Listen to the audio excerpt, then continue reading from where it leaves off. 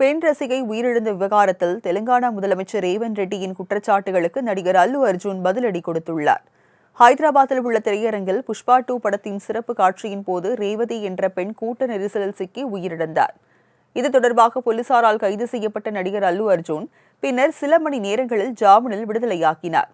இந்த நிலையில் தெலுங்கானா மாநில சட்டப்பேரவையில் பேசிய அம்மாநில முதலமைச்சர் ரேவந்த் ரெட்டி விடுதலையான அல்லு அர்ஜுனை பார்க்க ரசிகர்கள் கூட்டம் கூடியதை விமர்சித்தார். அல்லு அர்ஜுனுக்கு கை, கால், கிட்னி போய்விட்டதா என்றும் எதற்காக இப்படி கூட்டம் கூடுகிறீர்கள் எனவும் கேள்வி எழுப்பினார். மேலும் பெண் உயிரிழந்தது குறித்து கவலைப்படாத அல்லு அர்ஜுன் வசூலில் குறியாக இருப்பதாக குற்றம் சாட்டிய ரேவந்த் ரெட்டி இனி அரசு சார்பில் திரைப்படங்களுக்கான சிறப்பு சலுகைகள் வழங்கப்படாது என அறிவித்தார். இதேபோல் சிறப்பு காட்சிகளுக்கும் இனி அனுமதி இல்லை என திட்டவட்டமாக தெரிவித்தார்.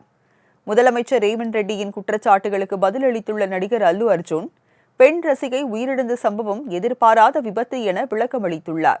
மேலும் தனது பெயருக்கு களங்கம் ஏற்படுத்தும் நோக்கில் பொய்யான தகவல் பரப்பப்படுவதாகவும் அவர் குற்றம் சாட்டியுள்ளார்.